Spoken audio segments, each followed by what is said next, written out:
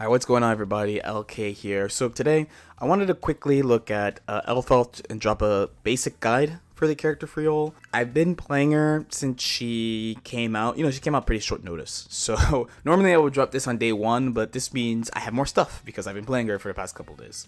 So Elphelt is easy to pick up, and I'm going to really emphasize easy to pick up rushdown character that I find to be quite flexible and can act at all ranges.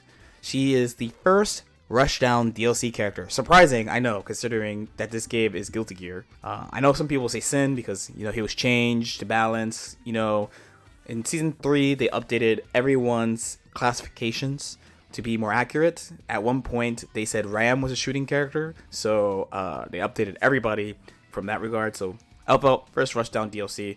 I'm going to talk about her strengths, her weaknesses, look at her moveset, both normals, special moves, and we'll also look at some simple combos and setups. Strength number one is her speed. She is super fast. She is apparently just a pinch slower than Ram at launch. So if you have been playing since the game launch, or even Season 2, you'll know that Ram used to be super fast. She's still fast now, but her run is slower. So her dash, like this is fast, but her run is slower. Where now Elphelt has Ram speed. She's really fast. Really fast. Two, she has good rushdown. A lot of it comes from this move, which is Chain Lollipop. It's a Rekka series that's supposed to be a replacement for her shotgun stance. I'll go into this move in more detail later, but basically you can go into it and then you either repeat it, you can go overhead, or you can go low, and also you can exit. It's a very simple in concept move, but strong, and actually has a lot of counterplay. We'll go into it a little bit later. Finally, she has good situations on knockdown as well. So because of her grenade, she's able to set up grenades that high lows, left, right. It kind of depends on the type of knockdown of what you're trying to do. I think this is the thing that's probably going to take the most outright development, because usually with a character that has a setup like this, it takes a while for people to find the quote-unquote real and solid ones. And I'll also show an example of that later. Her first weakness is definitely her low health. She has a 1.09 defense modifier, so if that doesn't mean anything to you, she has a worse defense modifier than Ram and Eno. She has 2 guts, so she has average additional life at the end of her life bar, but she doesn't have a lot of life to work with. And her other main weakness, kind of ties in low health, is her slightly subpar defense. The people told me she has no defensive options, which I disagree with, because they have given everyone at least a baseline set of defensive options. It's just more that she doesn't have anything special that's good. So for example, Soul, one reason Soul is rated so highly is because he has such a large suite of strong defensive options. So he has a 3-frame button, so this is the fastest button you can mash. That's not throw. Throw is 2 frames, so that's the fastest thing you can mash, period. But Soul has an attack that's 1 frame slower than that. Then his 5P is 1 frame slower than that, so it's 4 frames. Then his 2P and 2K are both 5 frames, which are valuable not just in that they could fight tick throws really well, they're nice fast moves to mash, but also since you're usually crouch blocking anyway, you can just mash on it. If you really are trying to mash, these are the moves you're trying to mash on. But then after that, he also has an invincible meterless reversal, and his reversal super is as fast as his meterless reversal. So Elphelt, in comparison, her fastest button is 5 frames. Then her reversal super, because some characters don't have a reversal super, right? So characters like, say, Happy Chaos or Zato 1, they don't have a reversal super at all. So she does have one. And while it's stylish and all that, it's not very fast.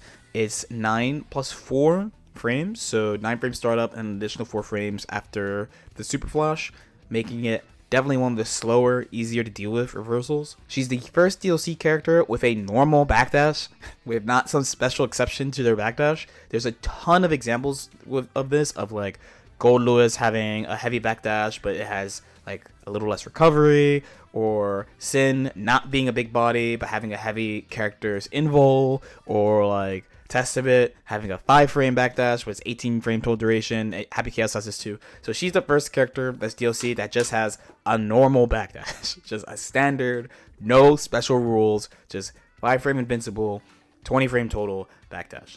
So she just has a pretty average set of defensive tools in a game where a lot of strong characters all either have like special exceptions or meterless reversals or reversals with really high return like Leo's old HTP, like things like that. Alright, let's take a look at her moveset first. So she has 5P and 2P. These are pretty standard. Her 5P's main use is as like a last second anti-air. You're thinking something like this. It hits really nicely against people who are air dashing at you, and it's very easy to convert. There's a bunch of ways you can convert out of it.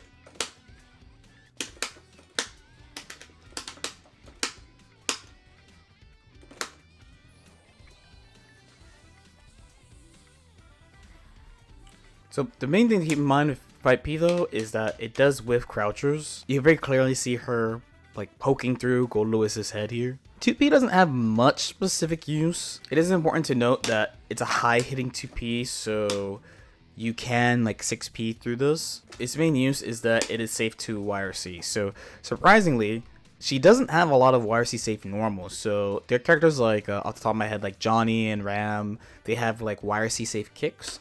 So Elphelt actually does not have this on kicks or really anything. It's just her punch buttons. 6P is your go-to anti-air. It's actually huge. I found it, for example, very easy to anti a Gold Lewis here. You can see that this move hits really far and really high. Next, we'll talk about her kicks. So her 5K, even though it looks slow, the reason why it feels so slow is because it has a lot of recovery.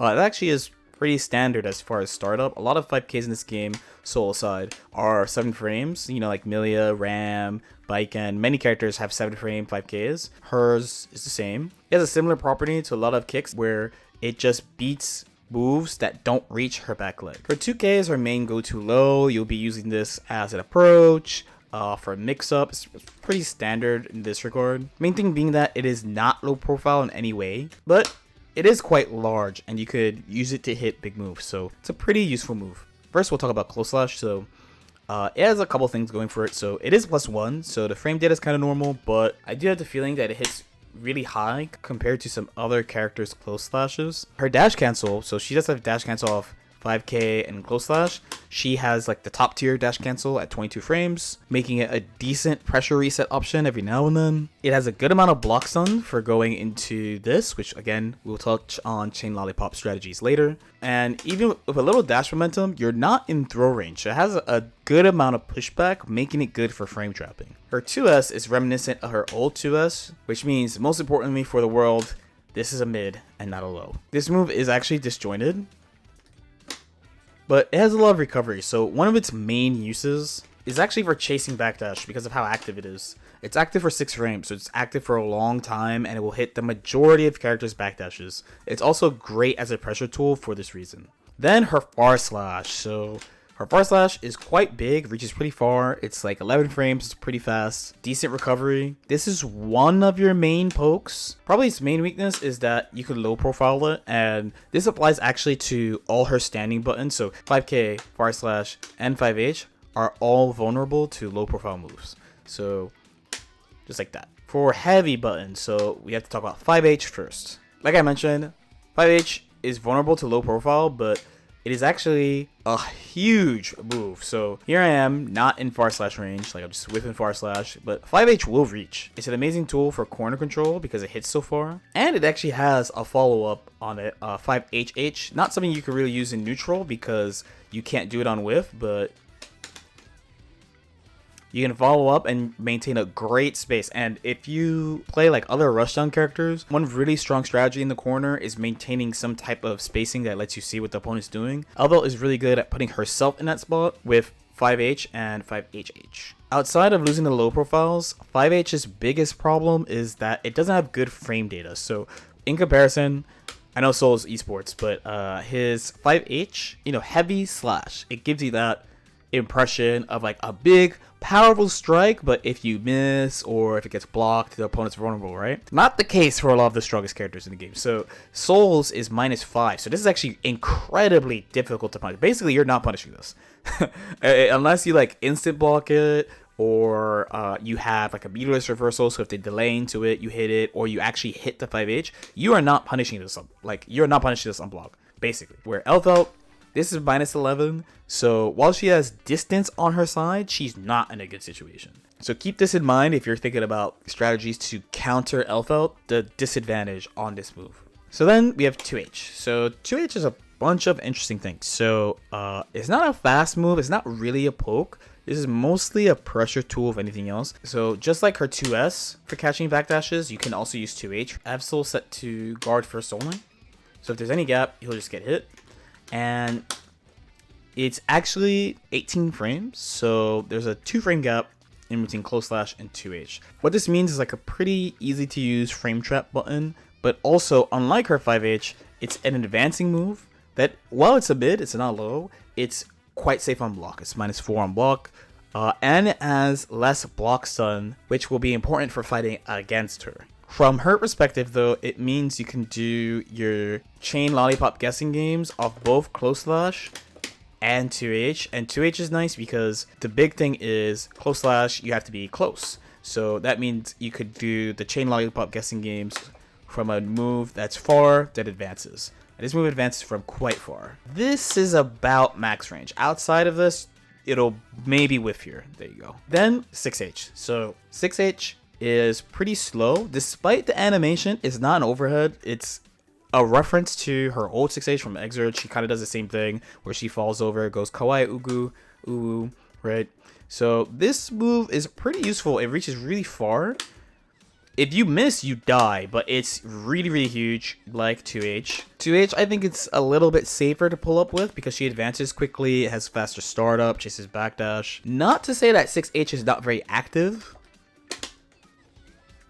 Like, it can hit backdashes quite easily. It's her most active normal, but it's just slower. At 25 frames, it's just slower, so it's harder to use than something like 2H or 2S to catch backdashes. This move has a couple of purposes. So one, it's her only other attack level 4 move. So remember, I did mention that her 2H has less block stun than her 5H, which most of the time, characters close slashes tend to be attack level 3. Soul's an exception because he's esports. Most characters far slashes are attack level 2. Soul again is an exception because he's esports.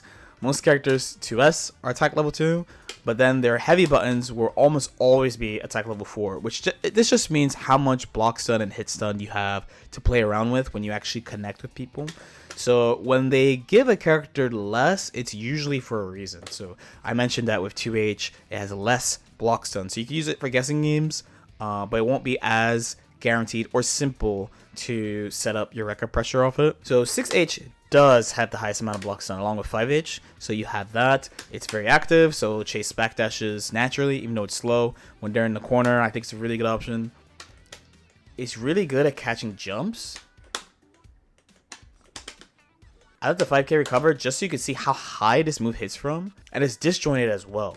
You have all those aspects plus combo tool as well when you have the opportunity. So despite it being slow, it does have a lot of usage. Then we'll look at her 5D. So it's pretty typical 5D, just a callback to her old exert animation on 5D. The only thing I would note is that it's a little small.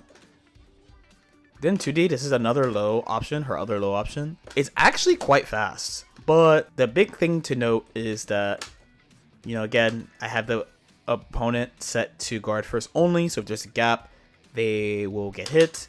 This move is not airtight between 2K and 2D. So that's very important to keep in mind when you're setting up pressure. Okay, next, air normals. So we have our JP. Probably your main go-to air versus air. It's actually bigger than you think. Mashable too, so you have that as an option. It's not really good to use as an overhead, like for mix-ups. Like her 5P, it's just really hard because it doesn't angle downward. It's just really hard to line this up. If you're going to use something, it would be JK. It's actually hits kind of low, but it doesn't have a good Gatling option is his main issue because you basically have like JKD. So if you hit this, even though it hits kind of deep, if you hit this, you're not really going to be able to get a combo. So you have to hit with it like really deep in order to follow up with offense. Then you have JS. So this move is pretty good. The main thing is that it's just slower than JK, but it's a cross up. It hits under her really, really easily. She kind of sweeps around the way that like Milia does, for example. And then you have JH. So this move one hits kind of deep. So it's not that easy to anti-air. If they react to you slow, then they're not going to be able to do it. But also of note is that it just has a big hitbox, so you can use it retreating. You can use this as like a shimmy against throws. And then finally JD. So characters JDs really vary. So hers is actually pretty similar to Bridget in that she floats and she does 2 hits of overhead. This is like one of your main mix-up tools for when you want to go high and low, because she stalls a little bit and it has 2 hits that are both overhead. Okay, so next let's talk about her special move. So first we're going to talk about her gun. So it's much more clear in this iteration of Elphelt that she uses guns. She's running around holding her sniper rifle. So she has this, which is 236, S, and H. So the easy rule that I've been told is that the S you use in neutral and the H you use not just for Oki, but anytime you think you're going to miss. So the H one, the follow-up seems to be a little bit slower than the S one. They also have an aspect where if it whiffs, it'll like ricochet. I find ricochet to be a much more complete way of saying that when it has like a little bit of tracking on it. I've seen people use this for Oki, so you can make the shot whiff on purpose and I know like come back, but I don't think this is particularly strong outside of a couple of niche cases. Then you have Bridal Express. They call it something else, but this is basically Bridal Express, but this move is better. This move is better. Basically, it travels a lot further. It has low recovery, so it is vulnerable to people preempting buttons.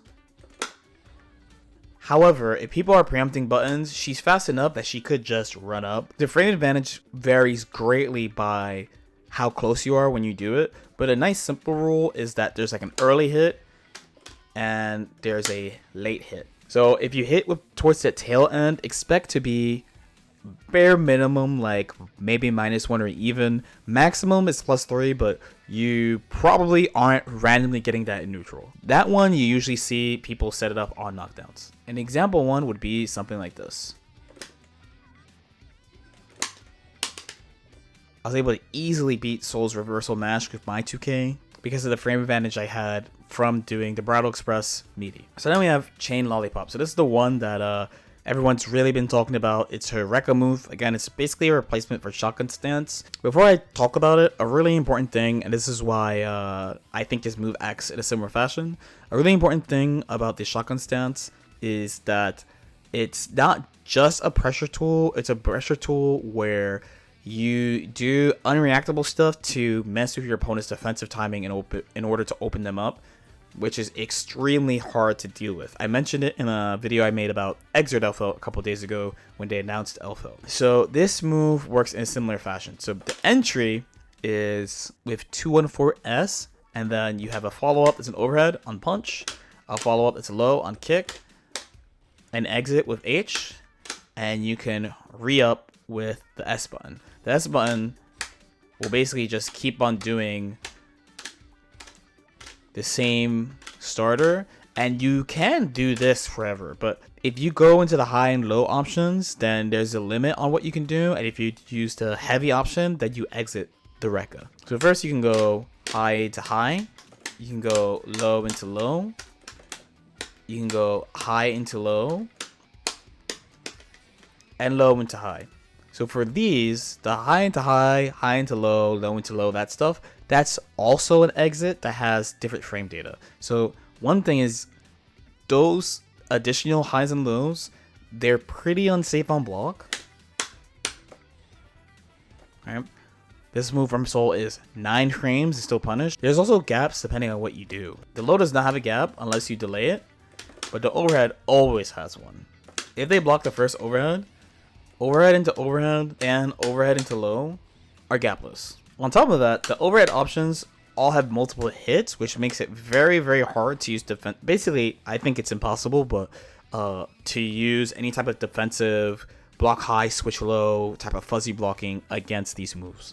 The entry into itself always has a pretty big gap, and it could even be 6P'd.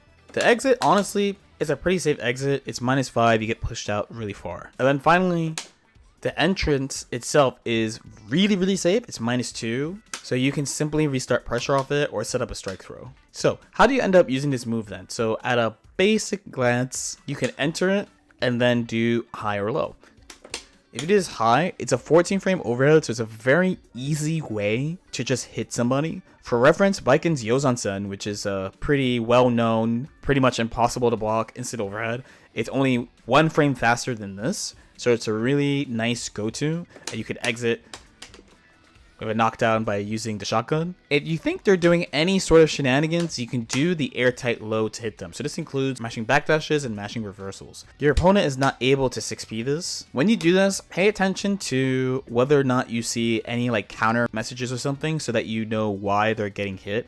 This will help you later in figuring out how to use this to open up your opponent. If you think your opponent is focusing on defending high-low here, you could either reset. The reset has a hop, so people will be like, oh, they're going high, and then you could try to sneak it a low after. Or it'll re-enable the low option here, or you could just go for a throw. As time goes on, people will be able to block the high and the low, as they don't hit at the same time.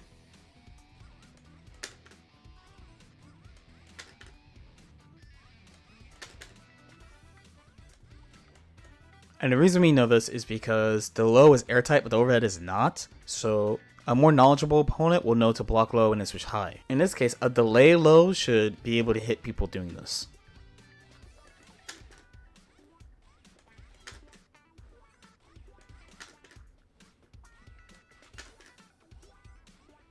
And you'll notice that I'm getting hit way more now than before.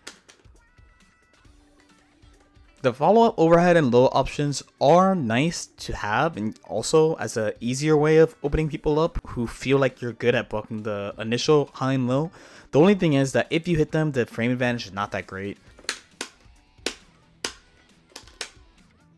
You pretty much only get to swing normals like 5H guaranteed, as opposed to getting a shotgun knockdown where you have way more time to run up and get extra meaty close slashes and things like that. But another part of the discussion does come from how do you actually go into this move. Off low blocks and moves, it's pretty easy to deal with going into chain lollipop. So you mainly want to do it off your attack level 3 and 4 moves. So you're talking close slash, 2H, 5H, and 6H. So the advantage of using 5H and 6H is that they actually cannot match this with anything. No 6P, no 5P. Even in the case of super esports characters like Soul, not even 5k will stop you from doing this here. Where if you use a lower block stun move like close slash and 2H, you actually can interrupt this with things like 5k and 6p. Now, a note about 6p is that I think it's pretty character specific. So not only do you have to think about who can actually get good return off their 6p, because they're not counting hitting you here, right? Unlike when you do sweep into it or something with even lower blocks on. But you have to keep in mind their fastest button as well. So the character's fastest button is 5 frames. That means the only thing they can really mash against this, if they're going to pick mash, is reversal or 6p. This is Soul mashing on 2p, which is a 5 frame normal, as opposed to his 5p, which you'll see it trades favorably for him because she's going airborne, so she gets knocked away. In the case of close slash, you have a lot of options to deal with people mashing things like 6p and things like that. You might think I can use 5h for a big return, but it can always be 6p, so your main options are actually crouching normals. So things like 2s or 2h. Off 2H, I think is actually a harder situation. If you had running momentum for some reason, you could try to get a grab, but it's actually pretty hard to do. You can do nothing and let it reset. Her 2P being vulnerable to 6Ps means you can't use this here either. You can also try to use grenade. Another option to consider is backdash. So where 5H can't really be mashed on if you go into Rekka, if you do an immediate Rekka, then they can backdash it. Her Rekka is not very active. You have to kind of delay like this. That being said though, you do have whiff cancel options, so it's not actually the end of the world. In this situation, I believe you're 0-ish.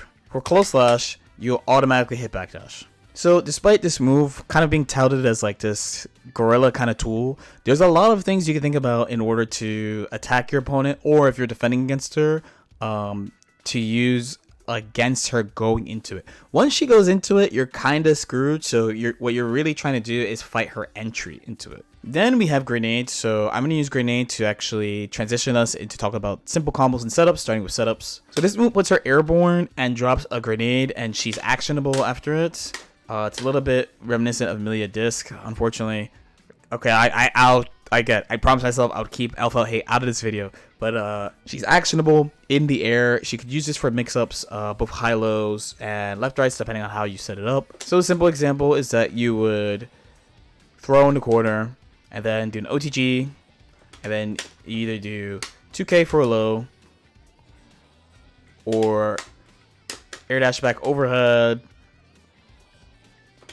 or JD. So I've heard people say this is an actual overhead option. I do not think so though. I'm just putting it here because people told me it was, but from my testing, I never got hit by this. Just disclaimer, but since a bunch of people were so adamant about that being an overhead option, I am mentioning it, but I don't think it is. I think JD is a better one personally. In mid-screen, the main one I've seen off throw is actually to do 5P, and then you could do a similar JD or 2K, along with ways of going overhead like this, but I found this specific thing to be a little bit difficult to combo off of, so I've been keeping my mix-ups pretty simple. If you don't want to use grenade off throw for some reason, you could whip 5P and then simply safe jump. I've seen people whip 5P and then do this, but this is actually vulnerable to backdash. So one advantage of the grenade actually is that it's really active. So in most cases of using this on knockdown, the grenade either hits their backdash straight up, or they backdash but Elphelt recovers and she could hit them airborne and like do a combo. The other option I've seen is just OTGing, and this is one of those cases where you can actually hit the backdash. Her standard combos are actually pretty simple. So like her basic combos are either like this Brattle Express or this Brattle Express. Your main way of extending is if you hit a 2H for some reason. The rule here is that if you hit a grounded 2H or normal hit 2H, you shouldn't expect to be able to combo into the grenade. So you would go into Rekka.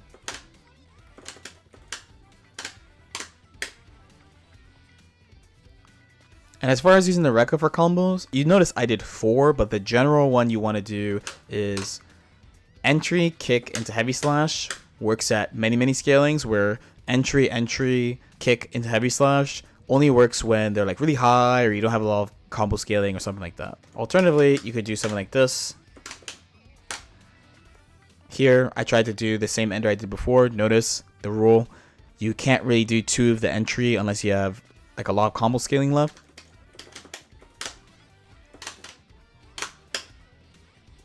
So you have this as an option. If you get a counter hit though, you basically can always go into grenade, or you can get like a 2H grenade. So both your 2S 2H and far slash 2H have like this type of combo routing.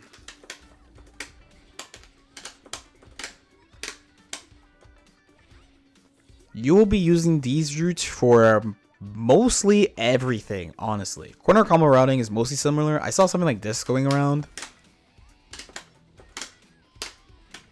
but it's not that common you'll actually get it. You can use most of the same rules as what I just showed in mid-screen. The bigger thing is that you get way more opportunities to use this. And her normal hits mean a little bit more, where in mid-screen you need to get like 2H, or use meter, or get a counter hit to get something meaningful. Without that, you're kind of regulated to just doing buttons in the Brattle Express. In the corner, because of 5HH, you actually get a lot more because it has a tumble on it. So if you don't know what to do, you can get a late Brattle Express hit, which leaves you even more advantageous. And in a lot of cases, you can follow this up with grenade. So you have another way of comboing into grenade with like no meter, no resources. That's not 2H, which is pretty valuable. 6-speed counter hit is really nice because you can just go into grenade.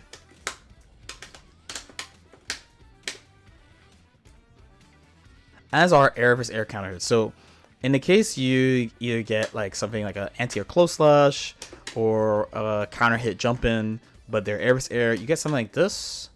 So you can choose to either go right into 6H off close slash, or you can do close slash dash close slash and then do it. This is kind of just a judgment call, but the combo routing is basically going to be the same. Where supers, your main option is this to break the wall, But outside of that, you can use 6H or Charge Dust. The main thing about Charge Dust is that it's just not very big, so a lot of times you'll be using 6H. You might be like, okay, you didn't really talk about this super. That's mostly because I haven't really used it. Can't lie to you, it's not really that fleshed out. The main thing is that it's a command grab. 7 frame +0, so they can't jump after the super flash. And the grenade goes up pretty quickly. You can use it for highs and lows, resets, but that hasn't been super fleshed out yet, so I decided not to really include data on this. You don't need it to pick her up. All the other stuff I talked about is more important. But alright, that's pretty much Elphelt 101. As usual, if you guys have any questions or comments, definitely feel free to leave them in the comment section below. Like and subscribe if you guys feel like it. YouTube really likes it if you watch other videos. You watch this video about how much people don't like Exiled Elphelt, I guess. And I'll see y'all next time. Peace out.